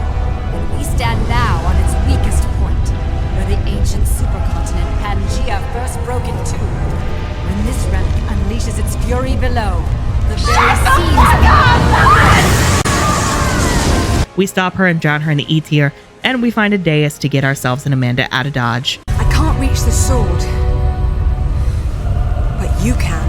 What about you? I can reach you if you hold out your hand. You trust me? We're out of time, Amanda. Flashback. You destroyed my home. You killed Alistair! I got what I wanted. Isn't that all we care about? End of flashback. I guess we trust Amanda. I don't care anymore. Just get it over with. I do enjoy the quiet ending of this game where Lara finally says goodbye to her mother before leaving. Thank Odin they cut that bullshit alternate ending of Amanda trying to kill Lara before being shot and left for dead in a blizzard. It's just so frustrating how empty this story feels. The atmosphere is perfect, but there is just nothing really going on here beyond that. You have all the pieces for an epic tale and just do the bare minimum with them. In a way, this feels like the anti-Angel of Darkness. Sure, Underworld is a more competent game on a technical level, but while Angel of Darkness had ambition for both its technical aspects and its story, Underworld seems to view its story as an afterthought. They're like inverted Dark Mirror twins. And maybe that's why it compels me as much as Angel of Darkness does. There were some cut story elements, but nothing that I think would have saved it. Eddington, a friend of Richard Croft, originally requested Lara's help in saving his niece, Jessica, from a relic possessing her known as the Eye of Odin. The design is genuinely sick as fuck. It's this metal staff that slithers onto the body of its wielder, going up along their spine and ending in a circlet. Ooh, it rules. The team thought this would be too complex to add into the story, and truthfully, I don't see what the fuck it has to do with the current story of Lara's mom, so There's also concept art for Rutland's father, a senator from the States, but I can't see what they were going to do with him either. Maybe bankrolling Amanda to try and avenge his son. I was wondering how Amanda had all these resources at her disposal, but like, who cares about this dude? I barely cared about his dumb son. There is a bit more to the story through DLC chapters, but they were exclusive to the Xbox 360 version. What a great consumer practice. I'm pretty sure the 360 storefront is long dead by this point, but to my knowledge, you can emulate the 360 version of Underworld in order to play them. But from all I have seen, I don't really care. There's one chapter expanding on the crypts beneath Croft Manor where Lara is going through her father's items, and another where you get to play as the doppelganger. Lara, channeling her love for Disney's Aladdin, frees the doppelganger from Natla's control and grants it free will. Naturally, the doppelganger then watches Natla drown in E-tier, hopefully dying for good this time. I have no clue what happens to this version of Lara or the doppelganger after this point, but I really don't fucking care, to be real. It's just so sad seeing this trilogy open with a bang only to peter out this way. It's especially strange seeing public interest and low-key my own interest wane the more similar the games got to the classic series. Underworld managed to move 3 million copies, which admittedly seems impressive since that's of 2009, only a year after its initial release. Still, Underworld is a mixed bag in its own right, and much like Angel of Darkness, saw the end of this era of Tomb Raider and this incarnation of Lara Croft. While this trilogy has its highlights, it is on the whole far less memorable than the classic series, arguably because it is so busy trying to play things safe that there's hardly anything worth keeping the public's attention. When people think of this Lara, she's just classic Lara, but less, and arguably this version of Lara being so similar to classic Lara while still having this new father-centric backstory is probably the reason why it has become her definitive backstory at this point, which I definitely do not appreciate. It leaves me with a love-hate relationship with this era of the games. They're not terrible, but they're a far cry from what they could have been, and I'm gonna be so real, diving into Tomb Raiders 2 and 3 and just starting Last Revelation, Legend, Anniversary, and Underworld do not hold a candle to those bitches. Too many. Tomb Raider Underworld was the last true Tomb Raider game, because the next time Lara would return, she would again be replaced, but far more drastically this time.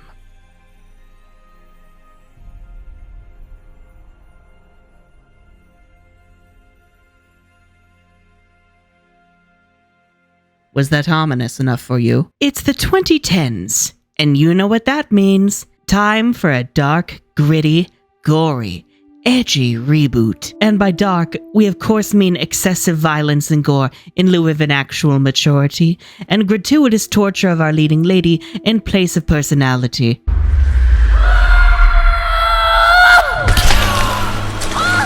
Because excessive trauma equals character development, I guess. Oh, if you're wondering why Square Enix's name is all over this one, it's because in 2009, Square acquired Eidos, becoming Crystal Dynamics' new publisher. I demand that Lara Croft, and I mean classic Lara, cameo in Kingdom Hearts.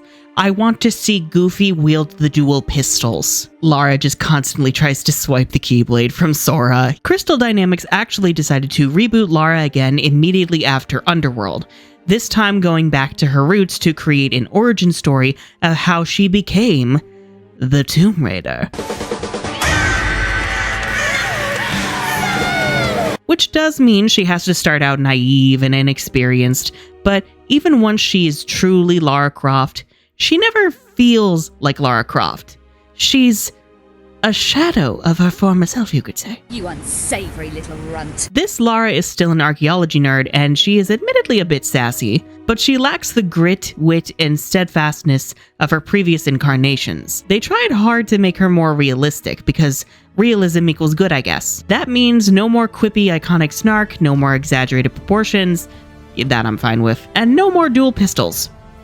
That one is unforgivable. I fucking hate it here. Yeah, if it's not clear yet, I don't really care for this era. Principally, I am so over this obsession with high poly realism and this need to take things so seriously. Especially as it sucks all the fun and fantasy out of storytelling. The campy energy of even the classic series is gone, as these games insist on being as grimdark as possible. I do admittedly have fond memories of the 2013 reboot as a baby gamer, especially playing it with friends, given this game was fucking everywhere at the time. And the story in that one is pretty decent as well. Lara, joined by a team of pals and researchers, none of whom I can remember aside from her girlfriend and maybe roommate Sam,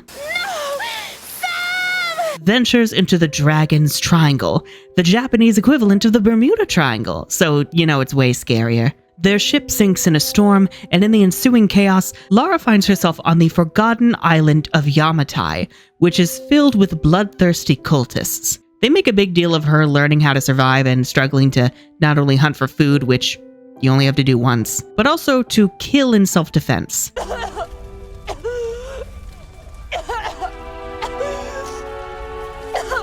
Oh, God! I have a question for God.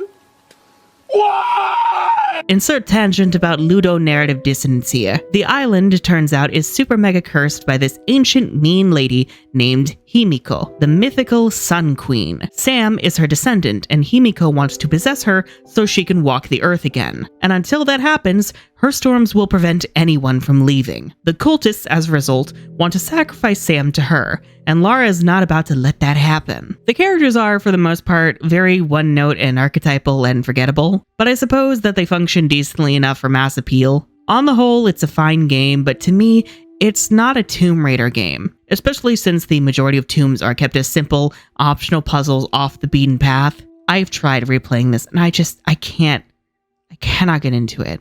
I don't care about these characters. I don't care about this version of Lara. So often a cutscene will happen or a forced cinematic, and I'm like, can I just play the game, please? And even then, it's like, why? I hate the over-reliance on combat. I really do. More attention is given to the constant combat Lara finds herself in. And granted, a lot of work was put into the combat system here, with Lara using a bow and arrow along with a climbing axe to fight back against the cultists, and a few guns, none of them being dual pistols. But like I said with Tomb Raider 2, I am not here for the combat. I am here for tombs and snark and vibes. Tomb Raider 2013 lacks all that for me. At least with Tomb Raider 2, the combat wasn't nearly as bad as I remembered it being, and still did take a back seat to all the platforming and puzzle solving. And yes, the dual pistol thing. Lara only uses them in the final boss fight, and then never again. And it's not even really a boss fight. It's basically just point and press the back triggers, and Matthias, the big bad culty guy, dies. Cool. Afterwards, she goes right back to her bow and axe. Are they cool? Sure, I guess. But Lara Croft has been toting dual pistols as part of her iconic silhouette since the 90s. Now, I may be a filthy gay socialist who believes in gun control and abolishing gender, but you are taking Lara Croft's dual pistols over my dead, gay DEI body. While I haven't played Rise or Shadow of the Tomb Raider, I have sat through their cutscenes and had their stories enter and promptly exit my brain. I have no desire to lose hours of my life to sitting through more of this mess, especially because it looks like they're all longer than any of the classic games. God, why? And especially because it's like, I don't want rehashes of dead, neglectful archaeologist dad shticks, but worse. After all, you're a Croft. If I had a coconut for every time some lunatic said something like that. Okay, look, if you enjoy this era of Lara, more power to you. I'm happy for you, genuinely. But this shit is not for me. This is not up my alley. Not in the slightest. The only joy I find is how sapphic Lara is. Well, at least in the first game, before they forget that Sam exists. But in all honesty, Arrow Ace Lara supremacy. I mean, at least there were no publisher-imposed yearly releases this time. Mostly because developing a game at this point takes half a fucking decade just to make sure you can see every goddamn pore on every background character's nose. After the reboot, the sequel, Rise of the Tomb Raider, released in 2015 as an Xbox One timed exclusive. Ew! Oh joy, anti-consumer practices, you've returned to us. As a then PS4 girly, I was out of fucking luck. But in hindsight, it did help me dodge a goddamn bullet, because I don't think I would have liked it anyway. And then this trilogy mercifully ended with Shadow of the Tomb Raider in 2018, with Lara once again starting the apocalypse. Third time's the charm, I guess. I mean, at least the cutscenes look pretty. It's like in the Yucatan Peninsula. They're like cenotes. I like cenotes. I really like water. Oddly enough, Crystal Dynamics didn't develop Shadow of the Tomb Raider. Instead, Eidos Montreal helmed the project. Sure, okay. Apparently Crystal Dynamics was busy working on Marvel's Avengers, and I hope that went well for you guys. Now, there is a movie loosely based on the 2013 game, as well as a Netflix animated series. I haven't seen that movie, and I have no desire to, but I did watch the Netflix show, and it was fine. You know, I actually ended up liking that version of Lara more than her video game counterpart. She felt more like classic Lara to me, but she still kind of gets ruined because, you know, the character is still rooted in like daddy issues and father figures and oh god. I really don't like using 2013 Lara as a foundation. But you know, at least she has some sardonic glimmers of classic Lara, so I'll take what I can fucking get. I did appreciate the T-Rex fight at the end as a callback to Tomb Raider 1 though. That was cute. Also, Fruity Zip is best Zip. It's the only time I cared about him. Now, I understand wanting a more realistic, vulnerable character, but realism ain't everything. And you don't have to sacrifice fun or camp to get vulnerability. Truthfully, the Carmen Sandiego reboot feels more in line with Tomb Raider than anything to do with this era. This era of Tomb Raider feels so alien to me, especially after diving into the previous ones. It really reminds me of Fate the Winx saga, taking the Winx Club that I have known all my life and twisting it into something not only entirely different, but something far more generic that eliminates every quirk, every unique aspect, every idiosyncrasy, and boils it all down until it's the definition of derivative. There's so many jokes about how this era is desperately trying to mimic Uncharted. And while I've only played a bit of those games, from what I've gleaned of their gameplay and vibe, I kinda have to agree. It really feels like the team is trying hard to make Lara Croft into something that she's not for the sake of mass market appeal. And unfortunately, it looks like that worked. These entries have sold far more than any other era in the series. Tomb Raider 2013 sold 14.5 million copies as of October 2021. Rise sold 11.8 million, and Shadow sold nearly 9 million. What the fuck? The cynical part of me assumes it's cause dumbing shit down to appeal to the masses works. As much as I hate that, bow down to the almighty dollar, I guess. Another part of me assumes it's due to aggressive marketing campaigns that overshadow the marketing of previous eras. But truthfully, part of me wonders if it is more related to gaming becoming a far more common hobby since the 2010s. While gaming has long been artificially constructed as the realm of young straight boys, more and more people have recently been getting in on the hobby, and I can't help but wonder if that larger audience explains these numbers. I've yet to find data on the remasters, but they also seem to have sold incredibly well, so thank God, I guess. Tomb Raider is a series that has always struggled under the weight of its own success, as has Lara herself. It began as an unexpected hit, born from a desire to not only innovate, but pioneer an entirely new genre of game, and heralded an unexpected female protagonist that most studios would have written off immediately. But to me, the root of this evil, the original sin that would routinely spell doom for each age of the franchise, surprise, surprise, is the greed of the publishers. The moment that Tomb Raider 1 succeeded, Lara Croft became a money-making machine to IDOS. They were why her marketing was so overly sexualized, why Lara's creator left in the first place, and why annual releases would burn out and eventually destroy core design. Crystal Dynamics could be argued to have made plenty of mistakes of their own, but given IDOS' track record and their position as the ones with all the power, I am still inclined to pin the majority of blame in the Legend Trilogy on them as well. As for the Survivor Trilogy, yeah, I'm not sure how much of that is on publisher versus developer, but whatever the case, the desire to water down the series for mass market appeal is still clear and still likely comes from the same kind of greed that motivated IDOS. Everyone, be it publishers, developers, or the general public, seems to have a different idea as to what Tomb Raider is and who Lara Croft is. And all of this leads to an incohesive confusion as to the series' identity. Lara's ever-shifting character doesn't much help with that either. I can't help but feel part of her losing herself has been the consequence of trying to make her more likable, getting rid of the harsher, more problematic parts of her character to make her more palatable, more relatable, and more conventional of a protagonist.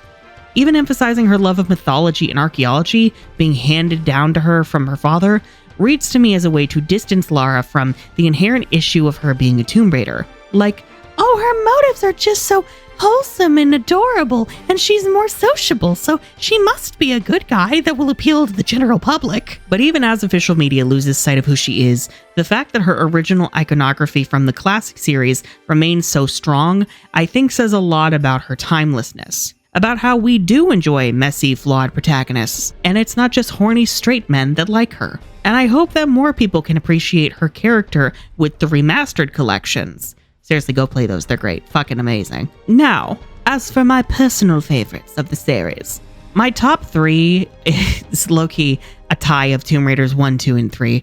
What can I say? They're a trinity. They must go together. Originally, Tomb Raider 1 was at the top, but once I played 2 and 3 and they really grew on me, I can't help but love the campy, adventuring vibe of these games. It's so fun to play through them while I'm listening to YouTube videos or podcasts or whatever. I love the level design. I love the puzzles. It's just, they're so much fun. And if we're being real, these games have the best controls, especially with the new modern controls. Angel of Darkness may be a nuisance to play, but I still adore its story and vibe, and Millward's audiobook will likely remain something I routinely revisit. Legend may be overly streamlined and cheesy, but hey, I enjoy cheese. It's a fun time for a bit of casual gaming, and I am here for that. It makes for an easy onboarding point for newbies who may feel intimidated by the classic series, or for those looking for something a bit more story-driven.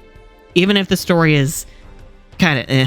And as much as Underworld's lazy-ass lack of story bothers me, I still utterly adore its atmosphere, and it's probably the closest thing we have to a modern version of the original trilogy. Weird it's more of that than the Anniversary was, but I digress. Anyhow, if you enjoyed this video and would like to see more content like this from me, then be sure to subscribe and ring that bell for notifications because YouTube hates creators. I am the Unicorn of War, and Lara Croft's life and career is a real shit show, isn't it?